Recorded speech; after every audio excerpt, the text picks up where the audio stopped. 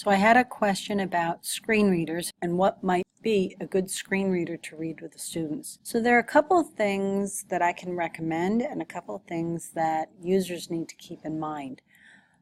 One recommendation would be this TTS Reader. So if I open up a document, all I have to do is copy some text, and I'm going to go back to my TTS Reader, and I paste it in here. I can choose different voices. Even though it says like Dutch and Spanish, it doesn't read it in that language. It just uses somebody with that accent. So right now it's on the UK Daniel. I think I'm going to come to Samantha for the US and hear how she reads this. Free enterprise works best when there is competition among business firms. Suppose that one firm in the United States made all the shoes.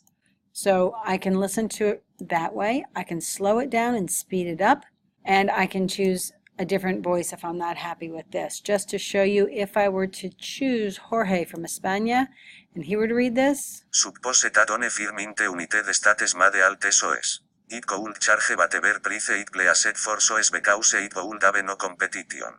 A business firm that has no competition is said to have a monopoly. So I'm not fluent in Spanish, but a lot of those words sounded like they were in English with a few in Spanish thrown in. So I don't know how good this would be as a translator, but it's simply found at https://ttsreader.com. Now there is an option where you can put it onto your Chrome bookmarks bar. So if I were to go into my document, and so I'm going to copy this, and if I just click on that button, it will open up in a sub window where I can click and paste my information. Read each of the following paragraphs, then, in the space provided, write in one sentence the principal thought of the writer. And it will go on for however much information I pasted in here. So again, that's one option, is the TTS Reader. And as I said, you can add this app to your Chrome bookmark. Another option is the Read-Write for Google Chrome, which you can find in the Chrome Web Store. So if I open up a new tab, I've got my Apps button up here. I'm going to click on that, and I go into my web store.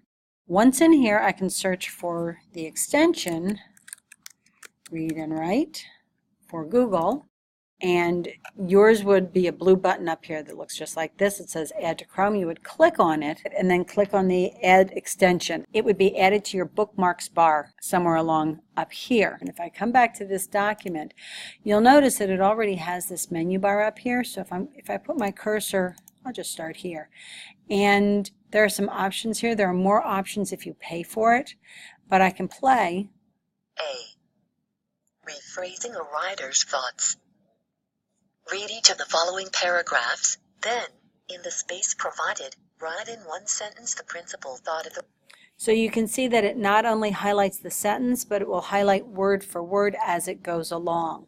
So there is that option. This menu will pop up anytime a document is opened that Read-Write can distinguish from. So I'm going to stop this. Notice that there are highlighters. Depending upon how you pay for this, you can highlight. So maybe I'm highlighting, I don't know, a proper noun in green. So the students can also use this toolbar up here to do certain things if you're looking for that. A third option is this text-to-speech, which is inside the Chrome Web Store, and it will also be added to your extensions, and you can read up on that. So there are three options for text-to-speech extensions for you to utilize with your students.